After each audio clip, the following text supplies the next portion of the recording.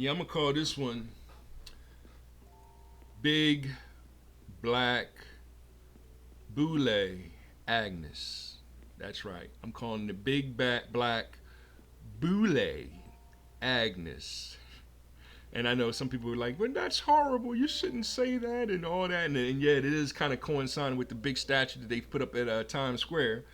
But well, I'll talk about that another, maybe later on. I'm gonna do a couple. I'm gonna try to do two or three, like I always try to do. But I have to be inspired by these things. Right now, I'm sharing Agnes. She's one of my Islanders. That's me and Agnes dancing, and she's one of my day one people, and that's part of the beauty of Animal Crossing is you get to you get to make friends, and it's a perfect game for especially a father and daughter, but a mother and daughter, a mother and son. A father and son could play it too, but father and sons, we tend to want to play Grand Theft Auto. But my son understands. I don't want. There's no need for us to play Grand Theft Auto 5 or 6. I'd rather him play Splatoon or Sonic the Hedgehog or something other than rated R material. He's still only 14. So parental guidance is always a necessary aspect of life, and that's what we don't see enough of. We don't see enough brotherhood of man. And I've been rapping about that on and on. But I got a great show lined up for y'all today. Today I'm going to share a little bit of I'm gonna end it today with the I'm gonna say the best for last. So I'm gonna end it with some Eric July, where he's gonna talk about Grand Theft Auto 6. I can't wait to share that with y'all and comment on it. I'm going to share a little bit of Lady Boule. I'm gonna start off with Lady Boule. Now Lady Boule is going to give her little 2 cents about politics, and it's not really politics, but her expectations of us as a nation, I would say, or her opinion is what the word that we like to use. And then I'm going to share some BGS, and he's going to share some of his quote unquote opinion.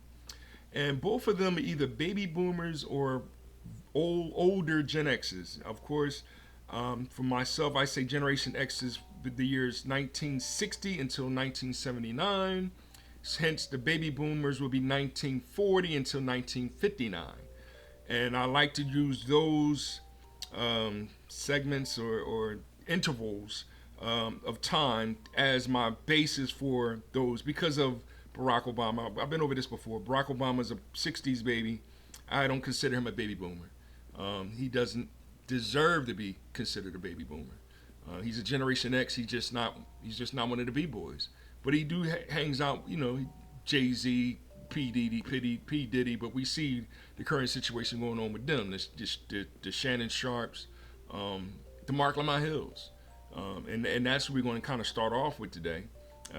Mark Lamont Hills is Generation X,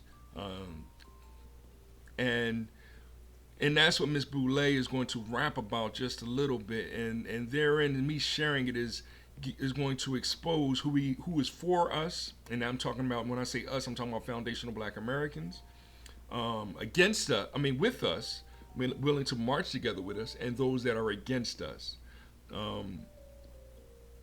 Being for us is harder with the baby boomers because they were the leading class, and Trump represents the last baby boomer president. The next president is hopefully Generation X, but it might be a millennial, because they are currently in the White House and in Congress and everything, and they're voicing their opinion, but they're being very disrespectful to Generation X, and that's where I'm here right now to help them break it down. So, of course, you're seeing the Venn diagram that I've been rapping about on and on and on, where Foundation of Black Americans is the community, the Hip Hop Alliance is the culture, and together we work together as a union to help to create our consciousness.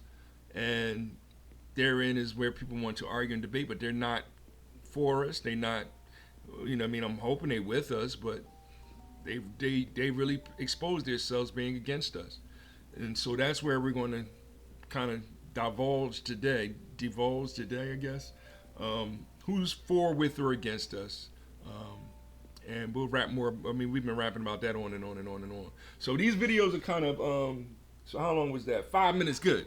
These videos are 5 minutes each, except for what's the name. So I'm gonna play the video, give my little 2 minute or 3 minute, and then I'm out. Right? I'm gonna be quick with this one. It's going to be a masterpiece.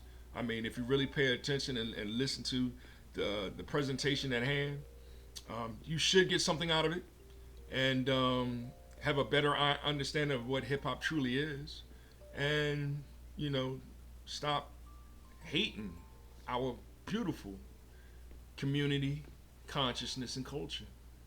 Um, we are creative people, very creative, more creative than AI, and that's my goal is to help people understand that. That's the knowledge that I'm sharing to help build some wisdom out there. So, all right, here we go. I'm gonna do this in five, four, three. Because a lot of people don't like Mark Lamont Hill because he's a Democrat. But Mark Lamont Hill has the credibility that he can get into spaces that a lot of people can't get into. And then he can make the case for Black Americans that somebody else might be able to make if they could get in that space, but they might not be able to get into space. Listen to this. Can say things to white people all the time and they never get canceled. There's no backlashing about this.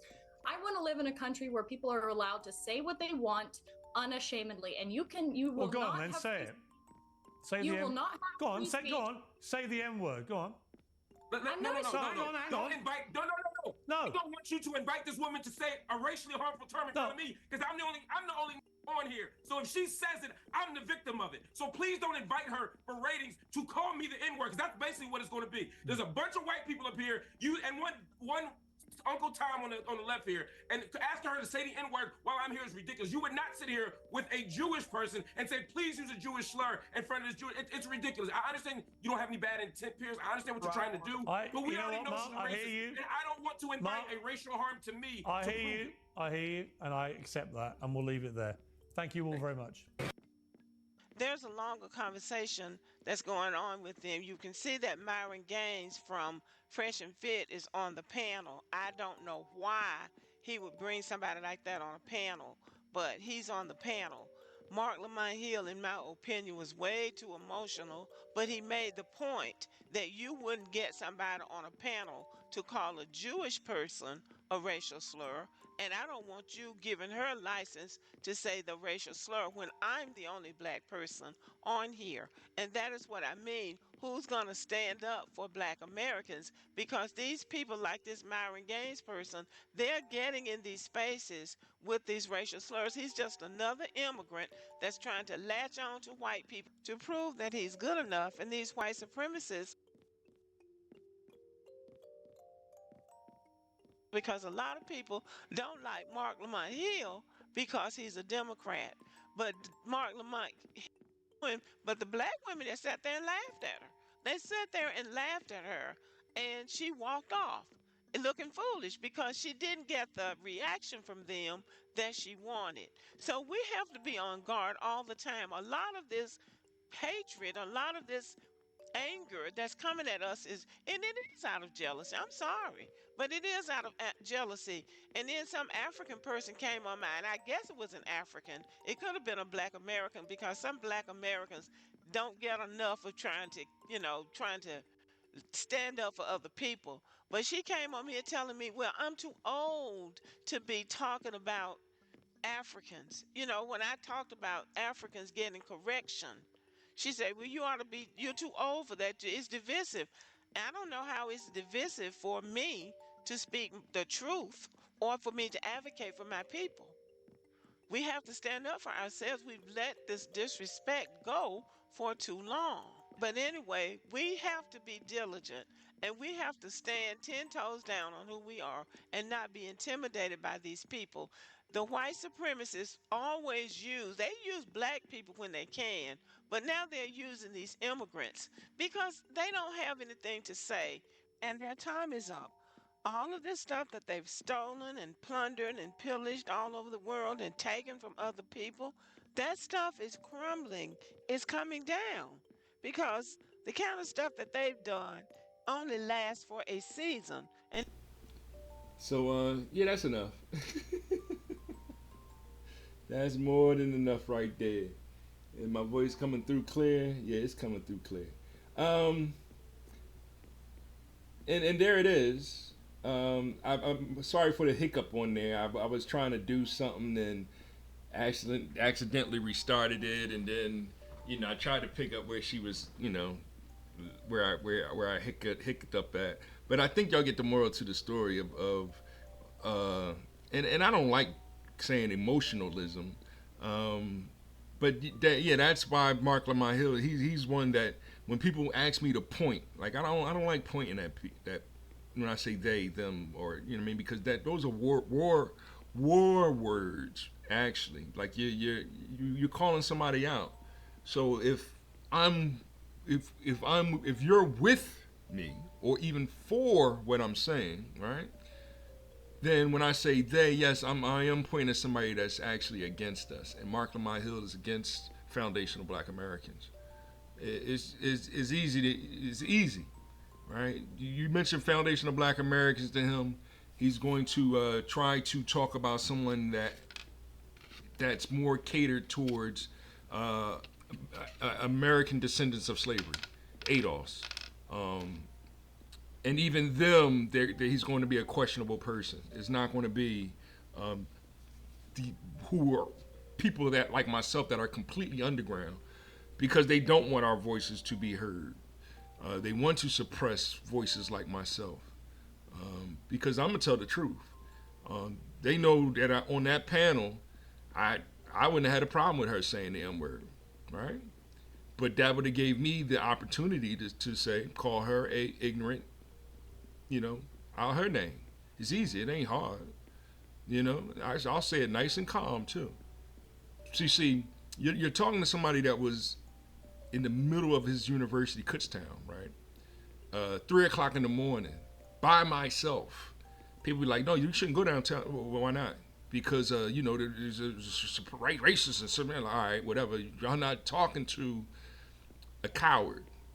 You know what I'm saying? You're talking to at that time, 6'2", 230, like Mike Tyson in his prime, kind of I wasn't. I'm not really a boxer. I'm more of a grappler. But even then, it's what I mean. It's not nobody that you really want unless you really want to, to the whatever. Like it is what it is, and so yes, I've been coming home from Turkey Hill, and they drive by and right, and of course, agate came out.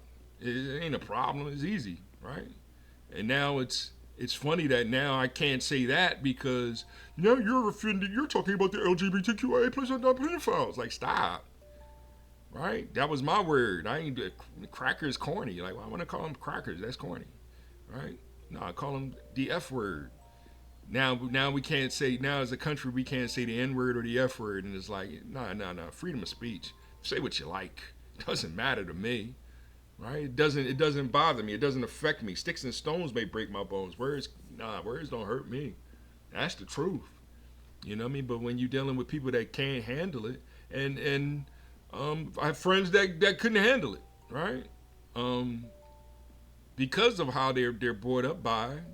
And I don't want to dive too deep into their Western psychological ideologies, but that's what the Freud Oedipus complex is about. It's about killing your father and marrying your mother, right? Like, why are we teaching that still? Like, nah, it's honor your mother and father, right? It's easy. It's not hard. That's all you got to do.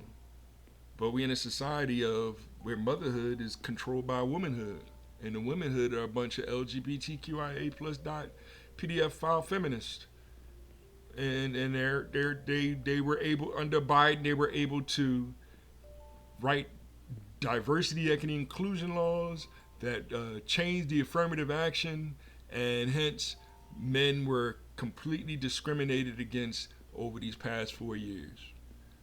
So when people like myself who had meritocracy, who had 14, 15 years with the company, was just wrongfully terminated like it's nothing, and they put people in place that wasn't ready in the middle of a pandemic, and all the market could do was crash. That's why Biden's a stupid man. Stupid, stupid, stupid, stupid, stupid. So, but when it comes to Mark Lamont Hill, that's part of the problem. He's not a leader. He's a teacher, I guess, but a teacher of what? That's the question. I tell you exactly why. I'm a teacher of tautological epistemology. All right, you want to learn it? All right, come to my school. Send $1. Hit the like button. Subscribe. You know what I mean? It's easy to contact me, and I can, we can rap about it. You know, let you see the vision. But, if you want to talk bad about me, call me out of my name, and treat me with like you're a Trump supporter and all this other ignorant stuff. You just want to be ignorant to be ignorant. Go ahead, go over there. You're not invited to the party either. Like Mark Lamont Hill's not invited to the party, so don't bring Mark Lamont Hill to the party. It's easy. It's not hard. But that's who Lady Boule has to bring to the party because she's trying to work both sides. It's like, nah, Lady Boule, we have to stop trying to work both sides of the game. Let the Democrats die. All right, you let the Democrats die. The 70% of the Republicans that's Democrat too, they want to handle them because they're going to expose themselves because they're going to want to go back to the Democrat side, but it's not there. Instead, foundational Black Americans are going to be on that side, and immigrants aren't uninvited. It's just immigrants want to be the leaders. That's the problem. They'll say that they for us, and that's why you have to look at them with a crooked eye. It's like, nah, they not for us because they understand that this is our land. We were here since 1526. That's when we were here since then. Before then, we was here B1. We was here before that. Before 1492, we were here. All this African slave trade is a new phenomenon. But the brown, dark brown native was already the redskin, dark red, brown, redskin, and whatever was already here. And they rescued African slaves back in 1526 and made them a part of the tribes. It's not hard to understand, but the narrative has to only fit what they want it to fit. So I'm gonna share some BGS next. He's gonna talk the other side actually, but BGS is straight old school. His moniker is introspective men of revision, black men of revision, introspective black men of revision. I think is IB Moore was the acronym. I don't know what the acronym BGS stands for, but he's the red pill guy. He says red pill is truth or absolute truth, I guess. I don't know the whole breakdown. Mr. C knew it better than me. Blue meant stay in Wonderland, right? Just take the blue pill and continue to walk down the path in Wonderland. Stay in Wonderland or whatever. But the red pill means, all right, I'm gonna show you the truth, and that's what it meant to them. For hip hop, the teacher came up with red being courage and the blue pill being an authority. Now we ready to have a real conversation. That means the purple pill means something and the pink pill means something. Is it a combination of those two things? Because even BGS has a breakdown of all the different colors and the different pills and what they mean. But when I saw it, and there's a little confusion in there, so I would like more information on that. But hip hoppers, we have our own interpretation of what the colors, quote unquote, mean, or what we should let them mean. That way, instead of being hate, it could be love. It's simple. It's not hard. So, but I'm gonna jump right into BGS. I'm running out of time. This is the longer one. Oh no, I'm doing great. So this is the BGS one, and I'll be back. And let's see here, 5, 4, 3.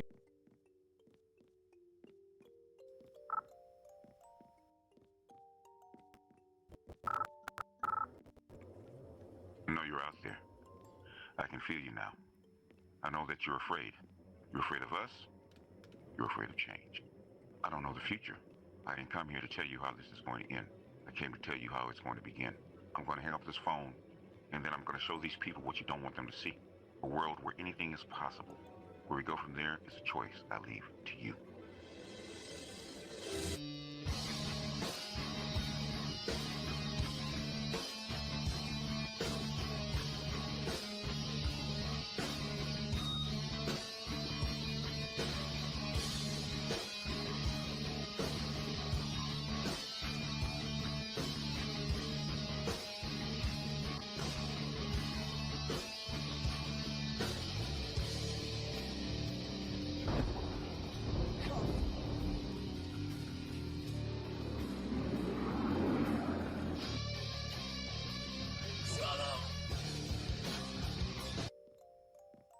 Folks, this is something I was going to do earlier. This is going to be on the Monahan scissors. I had promised to do this like last week, but I'm getting to it this week.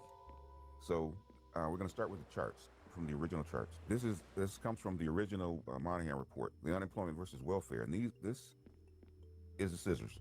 This is where the divergence of non-white or black unemployment, black male unemployment, went down, while new welfare cases from non-white women went up. Well, Monahan said that it kind of disturbed him because he's from the Department of Labor and he's trying to figure out how he can actually, number one, help the black family or employ black men, but also bring welfare down, bring out of wedlock births, divorces, abandonment, as they put it down, in a black family down, right? By giving black men jobs. It was actually predicated on doing this, bring black male unemployment down, but also bringing this down.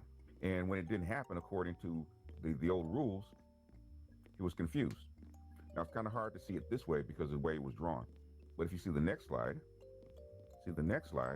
this one. See this one, this slide here, it actually gives you a better picture.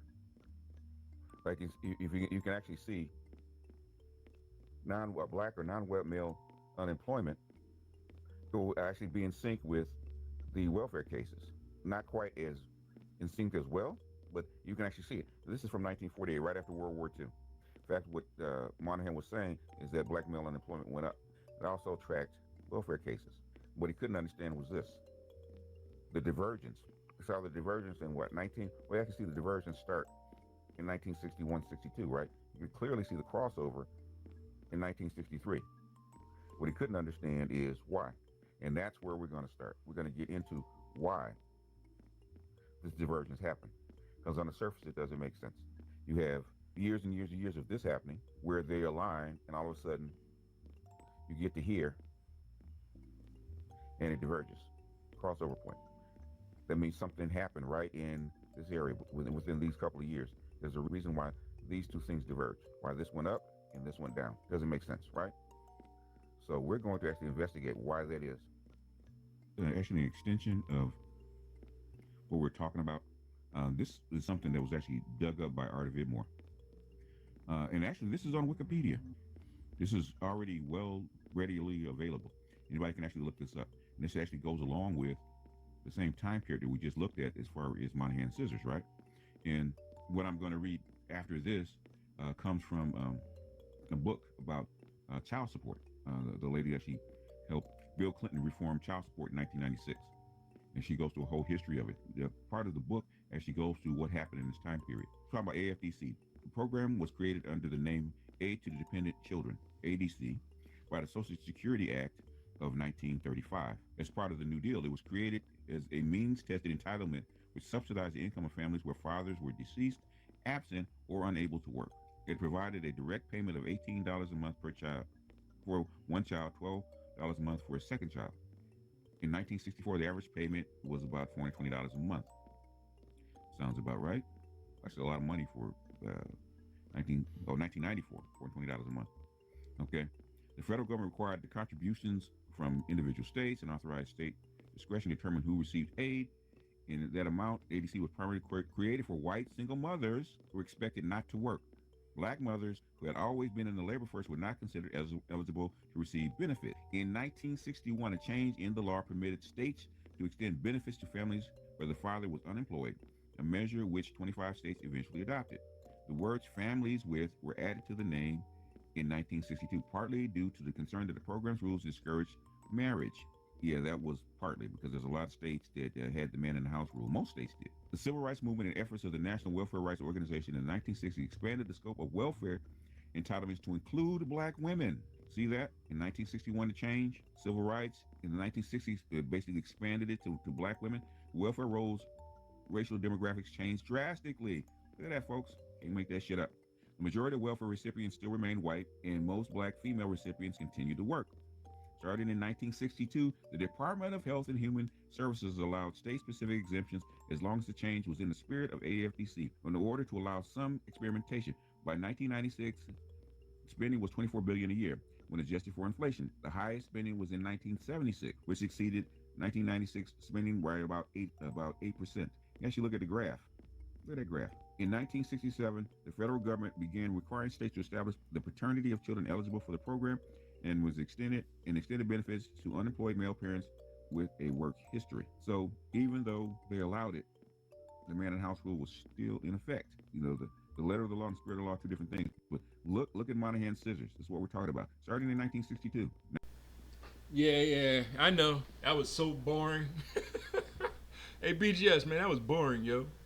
I'm just keeping it 100. So I'm sitting here playing Grand Theft Auto Vice City on my phone. I shared a couple pictures with y'all just as fillers and stuff. How this is looking on there? It's looking all right. Did I cut off BGS completely? I don't want to get no echo or nothing like that. You know, I'm trying to do 3 things at one time. So bear with me. But I mean, see the difference? BGS was actually going over numbers and why numbers showed that yes. Black women were kicking black men out of the houses, and and how the welfare state grew.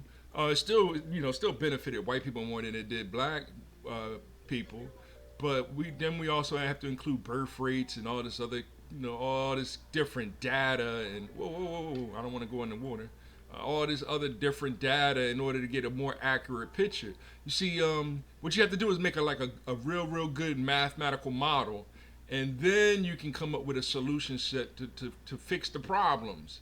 It's just that, like I said, that was boring, yo. Like, people don't feel like hearing all that. They rather gossip and be in all that emotional state. And I don't like hearing that either. I'd rather play a game of Grand Theft Auto and pretend that I'm emotional. But when you acting, which is not pretending, and acting all emotional, that's what you're becoming. And that's why, Mark Lamont Hill, no, he doesn't need to be a leader of any type of man situation. That's speaking for us. I don't want that dude speaking for me. He's BGS is cool. I ain't got a problem with BGS. Am I supposed to agree with everything BGS say? No.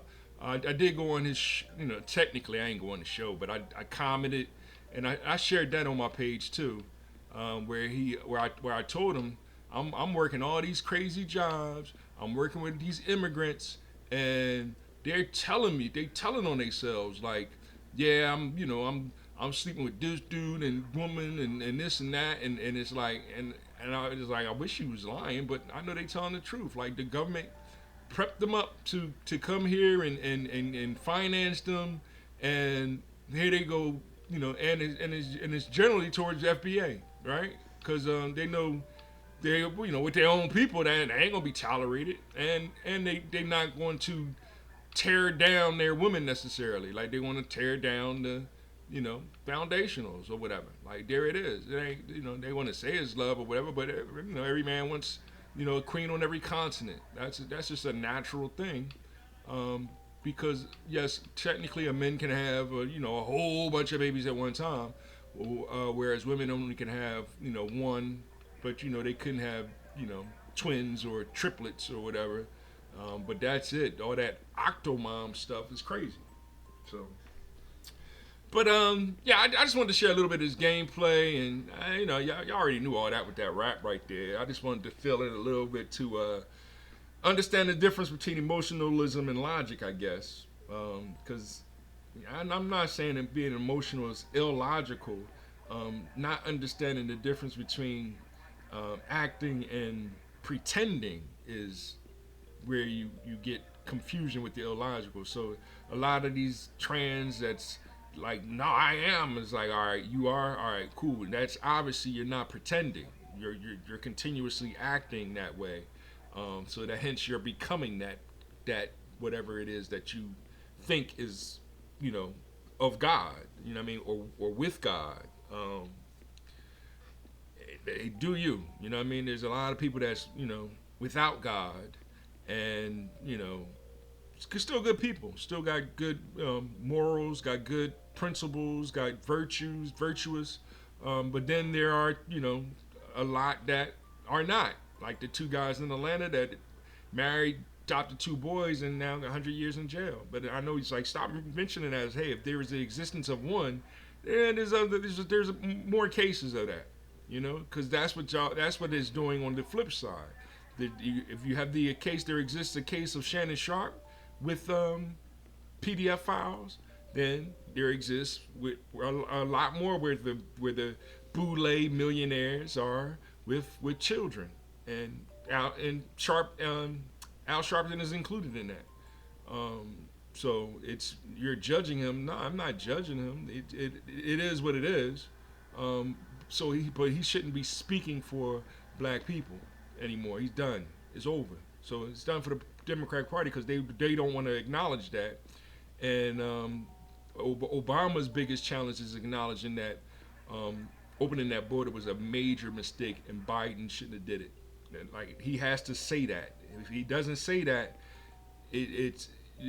that's why your career is over, right? That's what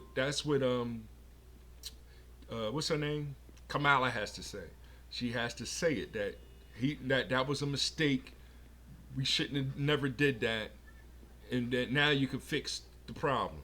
But she's not going to do it, right? And you can do it without switching sides. You have to do it to take over, but it's over for the Democratic Party. I'm done with it because all the Mark Lamont Hills and everything, they've already been exposed too much, and then we're already seeing, because even the lady Boule kept saying over and over again with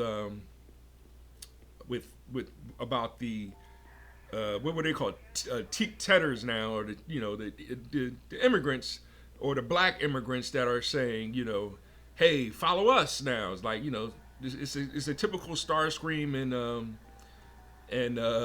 Megatron. Megatron is falling, follow me. They're trying to find the foundational black American Megatron so that they can take control over, you know, our people. Now, I know I lost that because I had to switch it up a little bit for the understanding of the comic book readers, because I'm going to share some Eric July talking more about pretty much this game here and how it's going to evolve with Grand Theft Auto 6 finally. So, 5, 4, 3.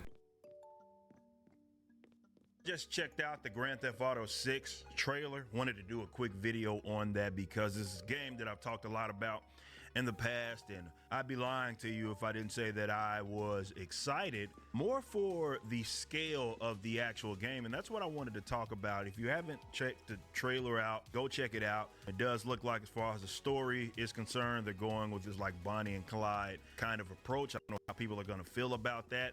I'm more interested in the actual world of Grand Theft Auto, because one thing, if nothing else, that these games are known for is the scale. It looks like there's some upgrades all across the board, as you would expect, since it's been a very long time since the last Grand Theft Auto has come out. So just on tech alone, you were going to get some big time improvements. But it does seem like the world is going to be even more interactive than what it was in the past. And because of that, it's interesting to hear where the conversation about prices and gaming are going with like Nintendo, and how they are moving towards more $70 and $80 games, or the price of the actual console itself. We know what's happening with Microsoft and what they've done as far as price increases, and you're starting to get this market correction, if you will, which is what some are going to call it. I know it leaves a sour taste in people's mouth. I've talked about this before, and that some of this is the gaming industry's fault in that they've moved to more standardized pricing, which never made any sort of sense. So it got people,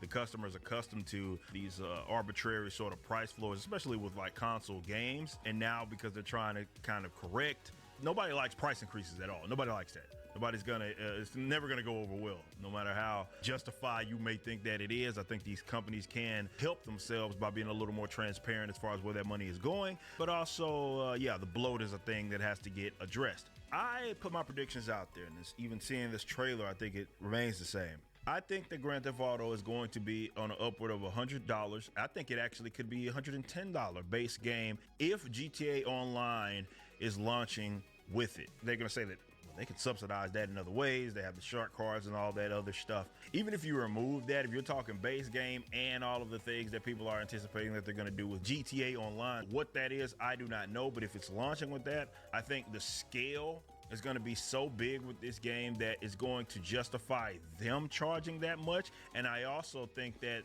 there's going to be a lot of people that pay for it that aren't going to really be holding their nose as they pay for it. I've seen some people talk about this and say, well, if there is one game that they'd be willing to spend on upward of $100 on, it would be this game. Because again, the scale, it seems like you're going to be getting more bang for your buck in comparison to any other title that is trying to charge you $70 plus whatever. So it's going to be interesting.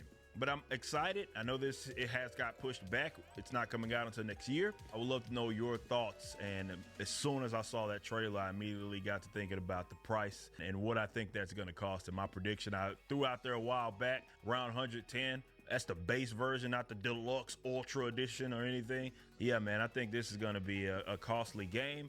But I guess everybody's going to have to decide if that's something that's worth it for them. Launch the Slayer. Yeah, once again, fair use. 1976 Copyright Act and all that good stuff for educational purposes and all the above. I had fun making this little content for y'all. Eric July is one of my top 10 YouTubers. I've been following him since day one.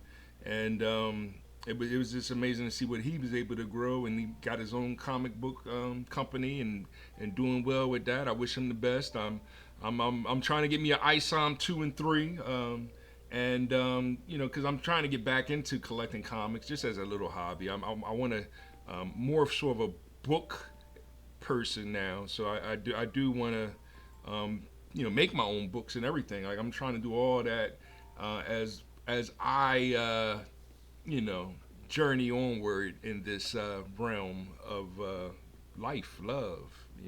It's all beautiful hip hop.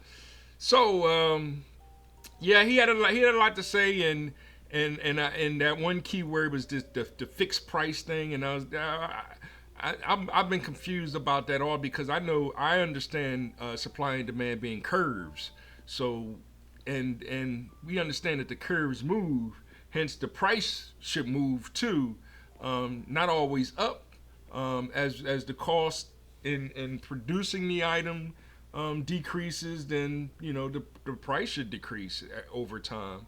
But this fixed pricing has been kind of detrimental to the cost of things, and we're also at a point where programming has to catch up with the amount of detailing programs that you need to make these games. Like Grand Theft Auto 6, they've been making that for years, right? They started making this game a long time ago, and so you see, if so much goes into making just a movie, a Hollywood movie, to make it a game on that kind of same scale, now you're talking like 100 times the amount of people that it took to make the movie, and I mean that's why the cost is so much, and we get it. My goal isn't. I'm not really rushing to get these new consoles, the PlayStation 5 or 6. I'm not going to get caught up in that. But if I was to get the Grand Theft Auto 6, it would be for a new PC that I build. a new PC build and play it on PC. And I know they're not really pushing it to be on PC for another 2 or 3 years. So there's no rush for me to really, I'm not a part of that category of, because I would rather get a Switch 2 first, and I'm not planning on getting that for a year or two. Of course, this all depends on the income, and we're working towards increasing that as well, and hopefully more and more jobs come back to America, and Trump is able to do what he promised to do, and we can get it done. So we'll see and have fun doing it. So, but there it is. I hope y'all enjoyed this video. I hope y'all got something from it. I do like this format of sharing actual YouTubers making videos and then make mine comparable to it. And what I like to do is, play a little video game with my son. Hey, if y'all want to, I want to get back to doing shows like me and Mr. C used to do, where it just, hey, just come on here, let's just play a game together. It could be solitaire, whatever. Rap a little bit about whatever, politics, religion, sports. It doesn't matter. But I'm done talking about the Jasmine Crockett's and the Al Sharptons, the Mark Lamont Hills, the sellouts. We already know who they are, and we keep telling people that who the sellouts are. I don't like including Boyce Watkins in it, but he's a sometimey dude. But he's I wouldn't say he's not invited to the cookout. But there's certain ones that you're not invited, and there's plenty of scripture that coincides with that, where y'all and that's what probably the main premise of Sinners is. I ain't watching that movie until the fall. I might get it and watch it, but there's nothing that, hey son, you want to watch Sinners together? Like, nah, that's stupid. You know what I mean? Especially because he's a young teenager. But I see a lot of mothers doing that, and it's like, even if the child is 17, 18, it's still a child. I get it. Yes, if he takes a knife and stabs another child in the chest, then you committed murder. You should have known better. Either give an ass whooping or take an ass whooping. You ain't got to be friends afterwards, but when you're dealing with a lot of emotionalism and it lacks fatherhood, and that's what Mark Lamont Hill represented in that little thing right there, because he was a bitch. Y'all know me. I reserve that word for men. So whenever I see a man act like that, concerned about, and then use the word with an A to be funny, which we've been explaining into the older generation, the baby boomers, period. Like, we changed the ER and made it A, so we don't say, they used to call us hip hoppers to be derogatory, so we said, no, we hip hoppers. We'd added the A. Saying master ER was derogatory, so there's only one Grandmaster Flash or Master Melly Mel. Like, those only two. Now it's Master Ace with an A. You know what I mean? Now top 5, still top 5 MC, but we did that. That's why the teacher is not TCHER. He changed it to the A, because ER is a derogatory. You're pointing the finger at somebody and being derogatory towards them because of their leadership or their lordship or even ladyship. And that's why I reserve the bitch for men. I don't call women bitches, but if I'd have been in that panel, she definitely would have got an ignorant bitch like response. It's nice and calm, just like that. There's no anger, no hate towards you, right? Because that's what you just showed yourself. So, and I think I told the story about me and Dust in the lobby one day, and we was rapping about something that we needed changed in the dormitory. This is in college, and the desk assistant, which was his desk, he was already. I don't even remember now. Was that the freshman year or the second year? I can't remember. But his girlfriend was in the lobby waiting for him to get off, and she heard us complaining about whatever it was we were complaining about, and she got upset. And she said, "I'm sick of this nigga shit." And Dust looked at like, "What did she say?" Like, Dust was ready to, and I'm, I was always the calm head, so it was like, Dust, chill, right? I want to, like, he wanted to beat up the district, the desk assistants, and you know he's all, oh, I'm sorry, and everything, and you know what I mean. And it's like, nah. I was always the one that was there. Like people purposely brought me along to squash the beef. You know, like no, squash the beef. We ain't gonna go to war over a word. Like you know what I mean. That's corny to me. So, and there it is. So love God, our Father, all the time. Hip hop life. Hip hop life, right? Time is holy. One God, our Father, all the time. Hip hop life. Loved one, right? Mother. Enjoy y'all Sunday to Sunday, all right? Everybody gets one mother. Make sure y'all, you know, cherish the day, right? That is God is love. Hip hop is life. Time is holy. Money, yeah, they want a lot of it for these dumb games, right? And it's a waste of my time. Money is nothing more than a fourth dimensional illusion that really doesn't exist, because hip hop is the art of making the most out of life. You can call it economics if you want, but that supply and demand curve is supposed to move. That's true macro and microeconomics. Volothamp will be back with more science, technology, engineering, mathematics for that beep, right? I like to call it tautological epistemology. Peace.